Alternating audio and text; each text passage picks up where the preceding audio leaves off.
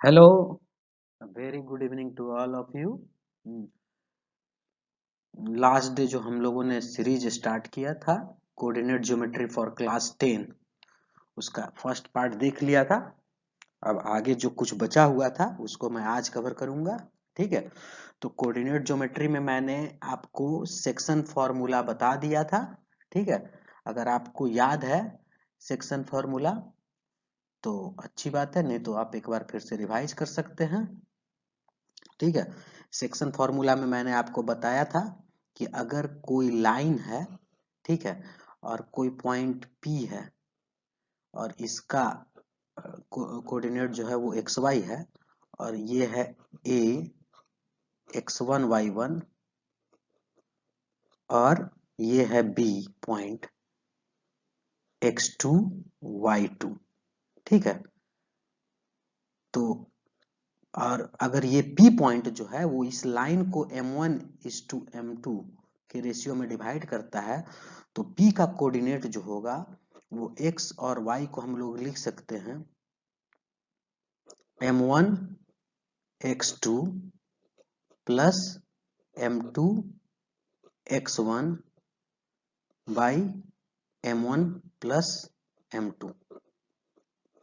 ठीक है, Y coordinate को क्या लिख सकते हैं M1 Y2 plus M2 Y1 divided by M1 plus M2। ठीक है, अगर P कोई पॉइंट है और इसको ये पॉइंट जो है वो इंटरनली M1:M2 के रेशियो में डिवाइड करता है। अगर M1 by M2 is equal to K है तो आपको सिर्फ कुछ नहीं करना है, M1 की जगह K रख दीजिए और M2 की जगह 1 रख दीजिए तो भी निकल जाएगा। ठीक है, अब नेक्स्ट क्वेश्चन एक और हम लोग देख लेते हैं। Find the coordinates of the point of trisection that is point dividing in 3 equal parts of A line segment. Line segment क्या दिया हुआ है A 2 -2, ठीक है, B -7 and 4, ये दोनों के बीच एक लाइन बन रहा है। ठीक है, अब बोलता है कि ट्राई सेगमेंट 3 इक्वल पार्ट में 1 2। ठीक है, इसको मान लीजिए P1 और इसको मान लीजिए P2।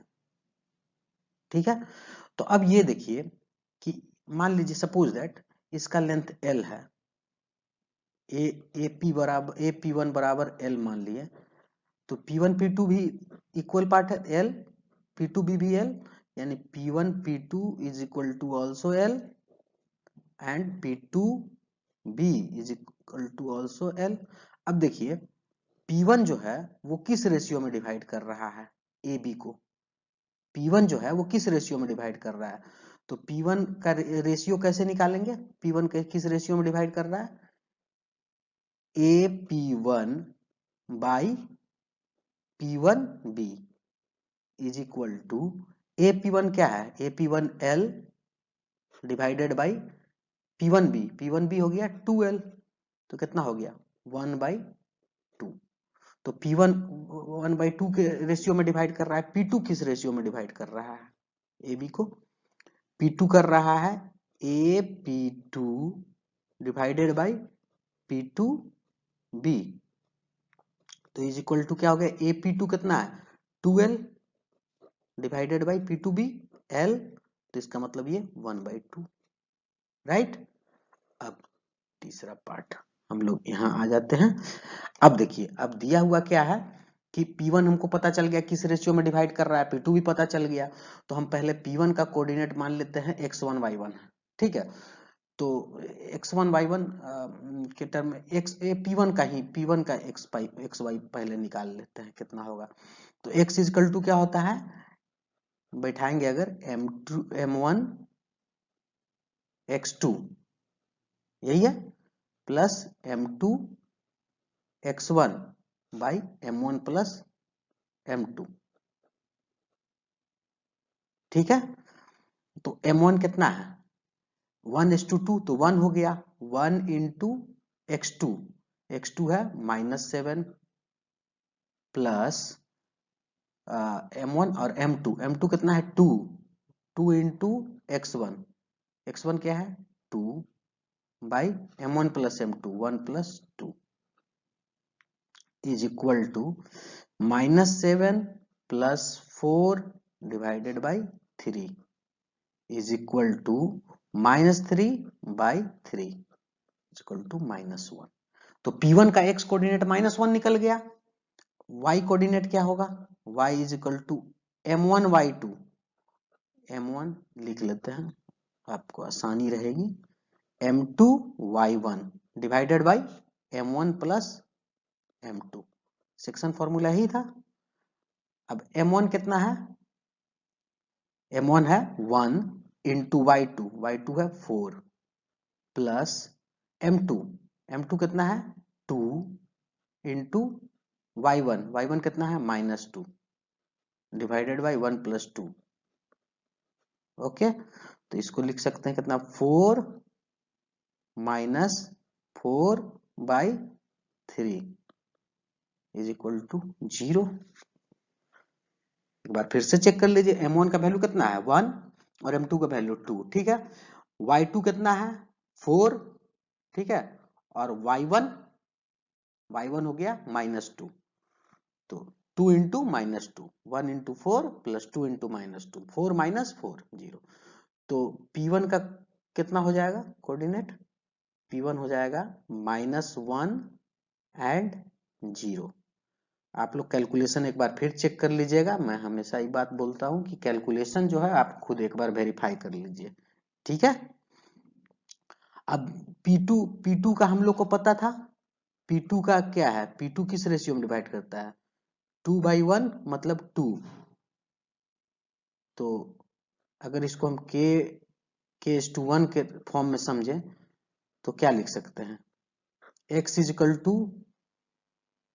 टू लिख सकते हैं, क्या लिखेंगे m1 के जगह k पुट कर दीजिए, तो k into m1 x2 x1 plus x1 by k plus 1,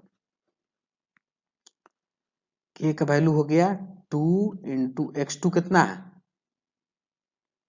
x2 है -7 प्लस x1 कितना है x1 है 2 डिवाइडेड बाई 2 प्लस 1 3, तो ये कितना हो गया -14 प्लस 2 डिवाइडेड बाई 3, तो ये कितना हो जाएगा -12 बाई 3 यानी -4। y कोऑर्डिनेट देख लीजिए, y coordinate KY2 plus Y1 by K plus 1, तो इसको हम लोग लिख सकते हैं K हो गया 2 इंटू Y2 कितना है Y2 हो गया 4, ठीक है, प्लस Y1 कितना है -2 बाई 3, तो ये हो गया 8 -2 बाई 3, तो 8 -2 कितना होगा 6 यानी 2। तो P अब यहाँ पर आपको देखिए, अगर यहाँ तो P2 का कोऑर्डिनेट क्या आएगा -4 एंड 2, और P1 का -1 एंड 0, ठीक है। नेक्स्ट आगे बढ़ते हैं, find the ratio in which y axis divides the line segment joining the points 5 -6 -1 -4, also find the point of intersection, ठीक है। तो ये मान लीजिए कोई ऐसा पॉइंट दिया है -1 -4, ठीक है, और दूसरा पॉइंट है 5 -6, ठीक है। आप चाहे तो इसको कोऑर्डिनेट एक्सिस बना के भी कर सकते हैं, ठीक है, थोड़ा लाइन अलग हो जाएगा। अब जैसे मान लीजिए कोऑर्डिनेट एक्सिस अगर बना दिए, सपोज दैट, छोड़िए उस पॉइंट को, आप कोऑर्डिनेट एक्सिस बनाइए, तो -1 एक्स एक्सिस में ये, और -4 इधर आ जाएगा, ठीक है। तो पॉइंट आपका यहां पर होगा, ये हो जाएगा -1 -4, दूसरा क्या बोलता है 5 माइनस 6, 5 हो गया एक्स एक्सिस में यहाँ और माइनस 6 हो गया और नीचे चला जाएगा यहाँ पर। ठीक है, तो हम अगर ये दोनों को मिलाते हैं तो बोलता है कि ये y एक्सिस जो है उसको कितना क्या बोलते हैं कि find the ratio in which y axis divides the line segment. तो y एक्सिस डिवाइड करेगा, y एक्सिस ये लाइन है, ये मेरा ओरिजिन हो गया, आपको ये हो गया ओरिजिन, राइट। ये हो गया x एक्सिस, ये हो गया आपका y एक्सिस। तो y एक्सिस ये लाइन है, तो ये पॉइंट हमको निकालने का रहा, ये पॉइंट मान लीजिए P। तो P का कोऑर्डिनेट क्या होगा, x कोऑर्डिनेट तो 0 होगा, तो 0 और y कोऑर्डिनेट को हम लोग मान लेते हैं y। ठीक है, तो ये बोलता है find the ratio in which y axis divides the line segment joining point of intersection. तो बोलता है कि किस से इसमें ज्वाइन कर रहा है और मतलब किस डिवाइड कितना सेक्शन में डिवाइड करेगा, ये इसका रेशियो क्या होगा। तो सेक्शन फॉर्मूला से क्या होता है, ये पॉइंट है बी 5 माइनस 6। मान लीजिए k इज टू 1 में कर रहा है, suppose that k is to 1 में कर रहा है। ठीक है, तो p पॉइंट 0y है। ठीक है, तो हम p पॉइंट का कोऑर्डिनेट कैसे लिखेंगे, इसका x कोऑर्डिनेट 0 है, इज इक्वल टू mx2। तो m को यहाँ पर m1 x2, तो m1 बाई m2 को हम लोग क्या ले लिए, m1 बाई m2 को k, तो k x2 होगा। तो यहां से लिख सकते हैं k x2 क्या है 5, k into 5 plus x1, k into 5 plus x1, x1 हो गया -1 divided by k plus 1, right. तो यहां से हो जाएगा 5k -1 by k plus 1 is equal to 0। तो इससे क्या मिलेगा आपको, इससे मिलेगा 5k is equal to 1, k is equal to 1 by 5। इस रेशियो में डिवाइड कर रहा है, पहला चीज मिल गया कि क्या किस रेशियो में डिवाइड कर रहा है वो मिल गया। ठीक है, दूसरा कहता है पॉइंट ऑफ इंटरसेक्शन निकालना है। ओके, तो अब y कोऑर्डिनेट देखते हैं, तो y बराबर k इंटू क्या होगा k y2, तो y2 कितना है y2 sorry k into y2, yes. तो y2 है -6 प्लस 1 इंटू y1 है -4 divided by k plus 1। Okay, तो -6k -4 बाई k प्लस 1। ठीक है, अब k का वैल्यू रख दीजिए -6 into 1/5, -6/5 -4 divided by k plus 1, 1 plus 1/5 मैंने 6/5। और आगे जाए बढ़े तो -6 -20 बाई 6, 5 5 कट जाएगा, तो -26/6 ये पॉइंट हो जाएगा। तो P का कोऑर्डिनेट क्या था 0y, तो इसका मतलब P का कोऑर्डिनेट हो गया 0 एंड -26/6। इसको और भी सॉल्व कर सकते हैं 13/3। ठीक है, इसको आप फिर से चेक कर लीजिए, k y2 -6 प्लस y1 हो गया -4 बाई k प्लस 1, तो -6k -4 divided by k plus 1, -6k k का वैल्यू 1/5 इंटू 1/5 हो गया, -4 बाई k प्लस 1, 1 प्लस 1/5 यानी 6/5, -6 और 20। ठीक है, तो -20 और बाई डिवाइडेड बाई 6 और -26 बाई हो गया। ठीक है, आगे बढ़ते हैं। बोलता है कि find the coordinates of a point A where A B is the diameter of a circle whose center is this and B point is this। तो ये मेरा एक सर्कल बोल रहा है कि है, हाँ, जिसमें इसका सेंटर दिया हुआ है, सेंटर को मान लीजिए O, सेंटर दिया हुआ है 2-3, राइट, और एक पॉइंट दिया हुआ है B 1 and 4। A B diameter है, तो डायमीटर है तो ये पॉइंट ए हो गया, ए का मान लीजिए कुछ एक्स एंड वाई है। तो बोलता है कि ए पॉइंट का कोऑर्डिनेट क्या होगा।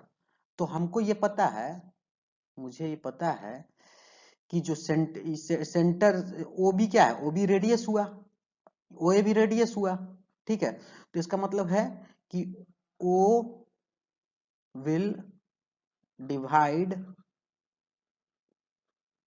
The dia A B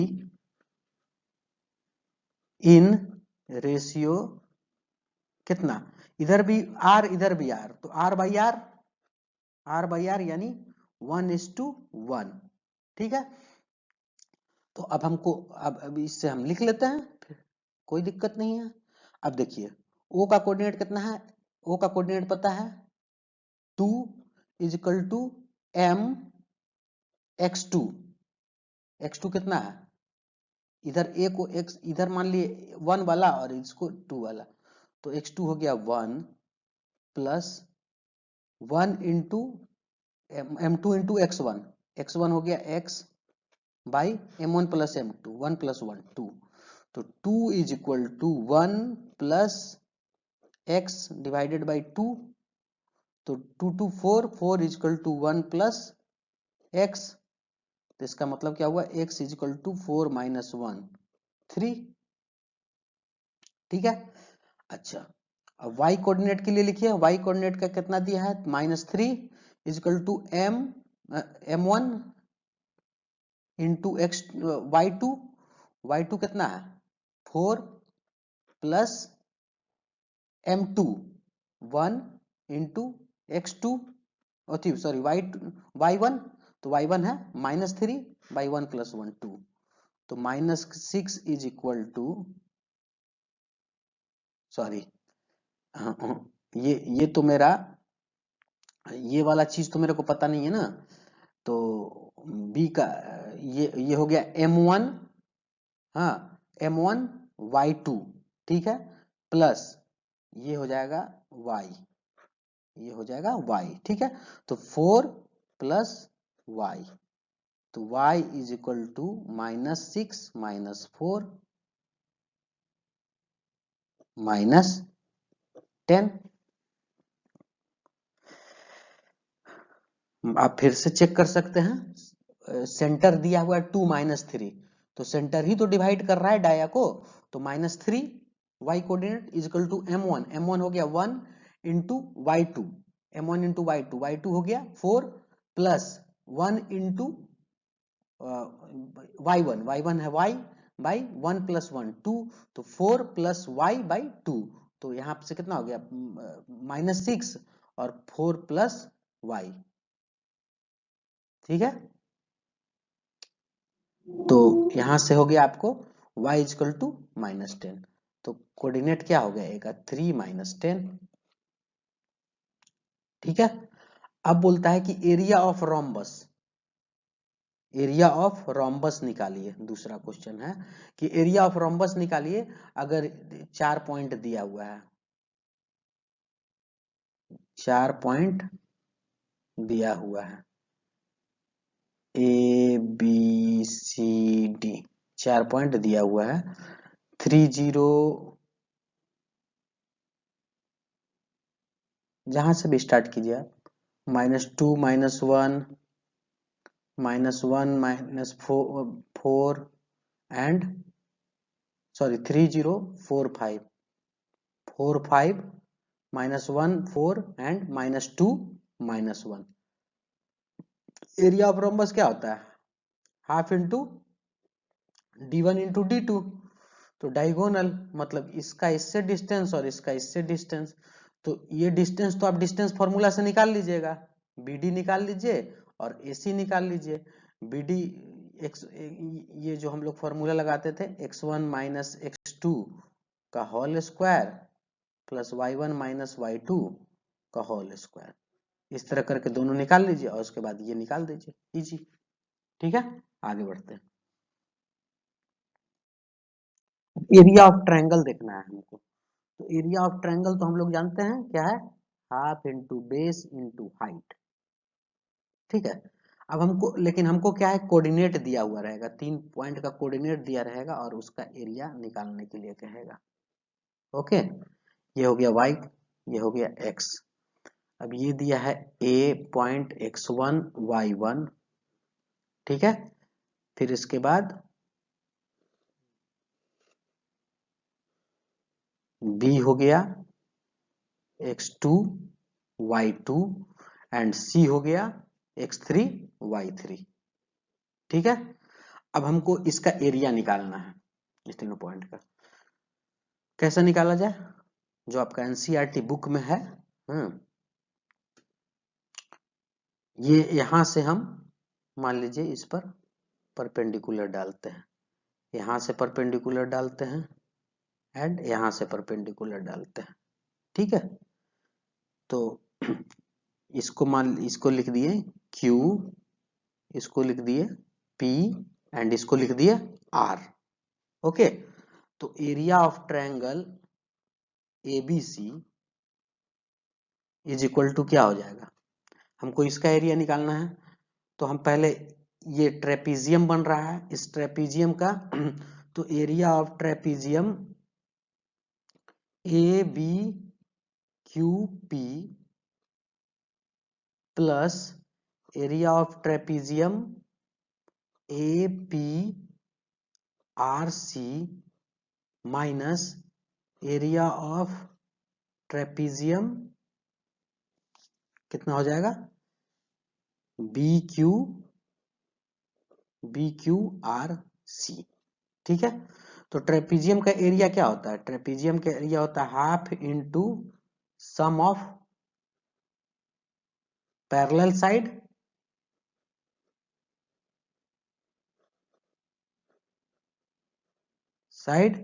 into height. ठीक है, अब इसी चीज को यहां पर यूज कीजिए, तो हो जाएगा हाफ इंटू ABQP। तो पैरेलल साइड हो गया, परपेंडिकुलर डाले हैं, ये भी परपेंडिकुलर डाले हैं, तो ये हो जाएगा BQ plus AP into perpendicular length, तो ये हो जाएगा QP plus half into APRC में देखिए पैरेलल साइड क्या होगा, AP और RC, तो इसको लिख सकते हैं AP plus RC into height कितना हो गया PR माइनस हाफ इंटू, अब देखिए BQRC में पैरेलल साइड क्या हो जाएगा, BQRC में पैरेलल साइड क्या होगा, BQ और CR दोनों तो परपेंडिकुलर है ना, इस पर एक्स एक्सिस पर, मतलब y एक्सिस के पैरेलल है, तो यही हो गया। तो BQ प्लस CR और ये दोनों के बीच परपेंडिकुलर हाइट है ये, इंटू QR। ठीक है, अब सबका वैल्यू लिख दीजिए, हाफ इंटू BQ कितना है, BQ है y coordinate of B, y coordinate of B कितना हो गया y2 प्लस AP क्या है, y coordinate of A y1 हो गया इंटू QP क्या है, QP क्या हुआ, OP माइनस OQ, और OP क्या है, x coordinate of A and OQ क्या है, x कोऑर्डिनेट ऑफ B, तो इसको लिख सकते हैं x1 minus x2 plus half AP क्या है, y coordinate of A plus RC, y coordinate of C into PR क्या हुआ, PR हो गया OR माइनस OP, तो OR माइनस OR हो गया आपको x coordinate of C, OP हो गया x कोऑर्डिनेट ऑफ A, तो यहां से हो जाएगा x3 माइनस x1। ठीक है, माइनस हाफ इंटू, ये हो गया बी क्यू। बी क्यू क्या हो जाएगा, बी क्यू हो गया Y coordinate of B plus C R, Y coordinate of C 3, ठीक है, into Q R. Q R हो गया, फिर से उसी तरह देखिए O R minus O Q, तो यानी x3 माइनस x2। अब इसको सॉल्व कीजिए,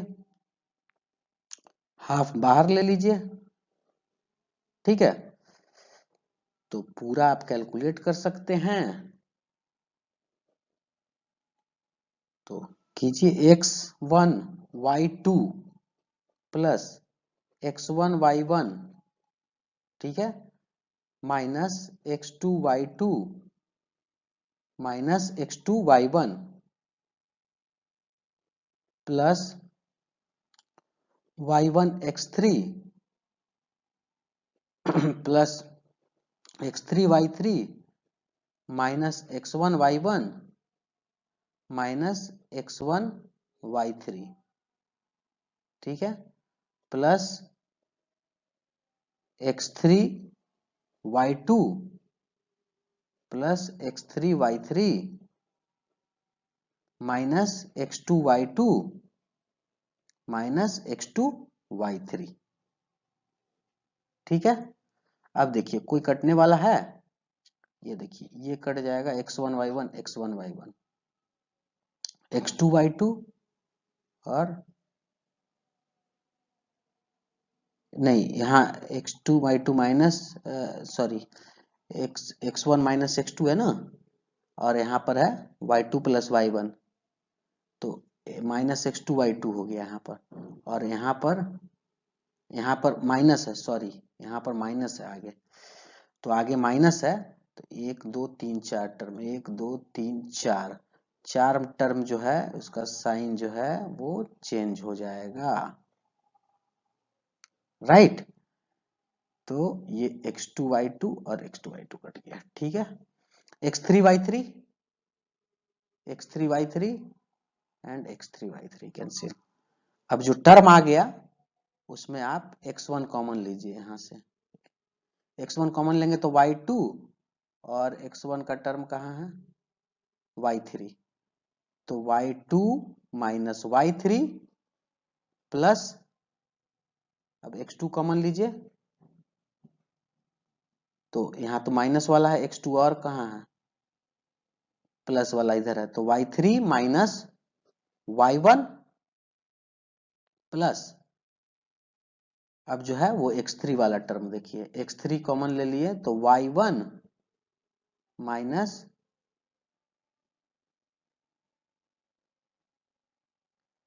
x3 का टर्म, और कहाँ गया x3, हाँ y2, ओके। तो ये आपको एरिया ऑफ ट्रायंगल मिल गया, ठीक है, तीनों कोऑर्डिनेट के टर्म में। आगे बोलता find the area of the triangle formed by the this point, तो निकाल लीजिए, x1 y1 x2 y2 सब दिया हुआ है, ओके। तो यहाँ पर हम लोग एरिया ऑफ ट्रायंगल कैसे निकालते हैं, एरिया इज इक्वल टू 1/2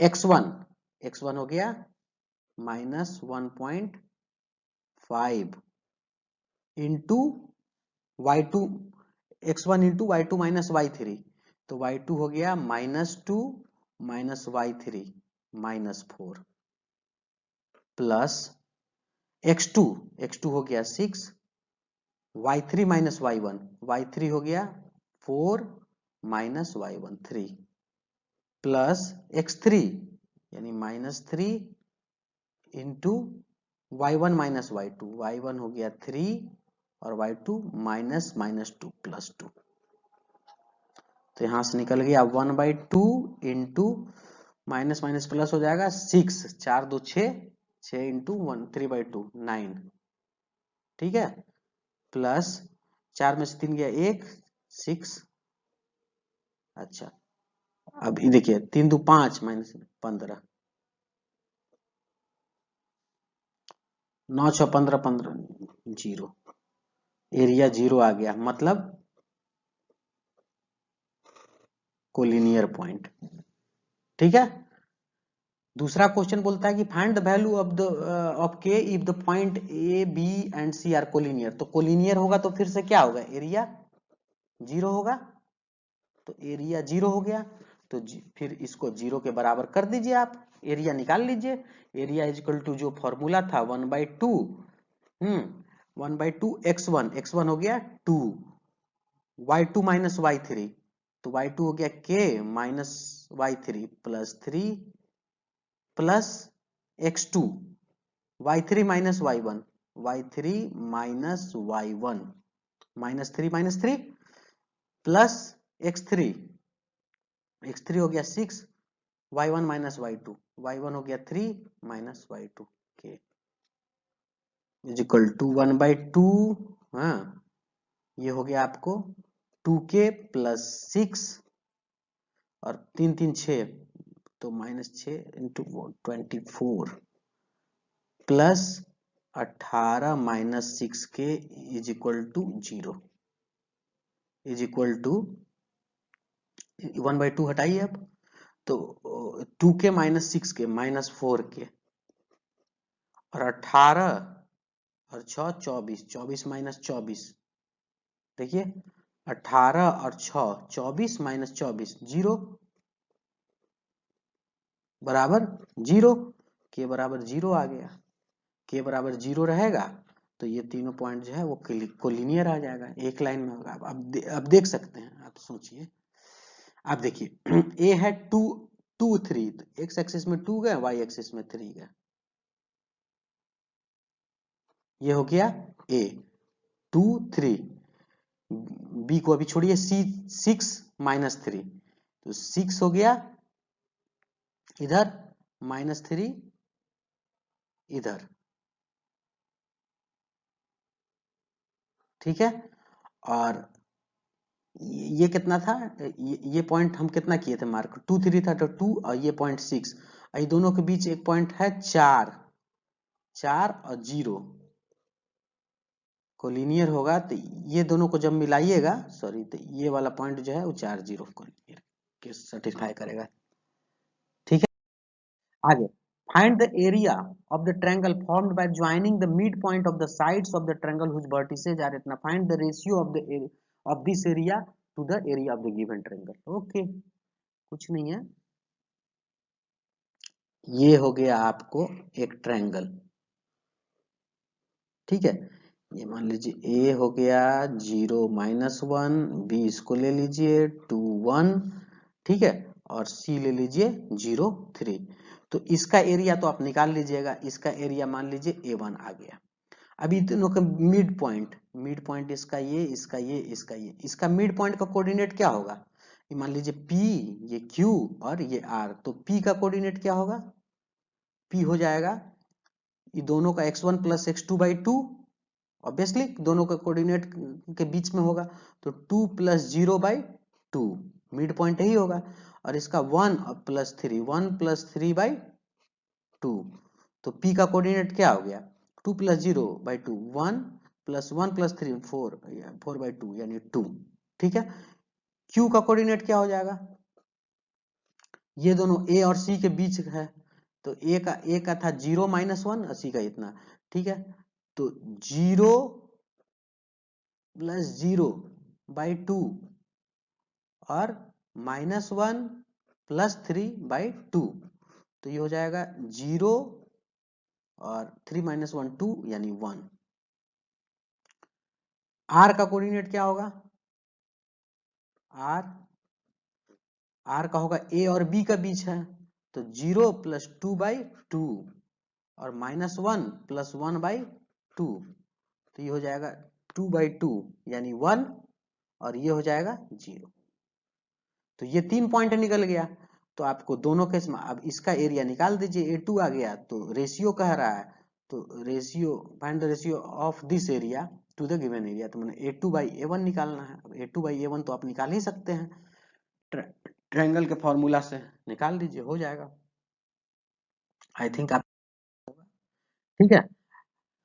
अगर वीडियो अच्छा लगे, पसंद आए, तो लाइक करें, शेयर करें, सब्सक्राइब करें, ठीक है, और अपने दोस्तों को भी बताएं। उम्मीद करते हैं वीडियो आपको अच्छा लगा होगा, और इसके बाद मैं नेक्स्ट ट्रिगोमेट्री लेकर आऊँगा, ठीक है, अगला वीडियो में। तो फिर मैं उसको ख़त्म करने की कोशिश करूँगा। तब तक के लिए धन्यवाद। Thank you.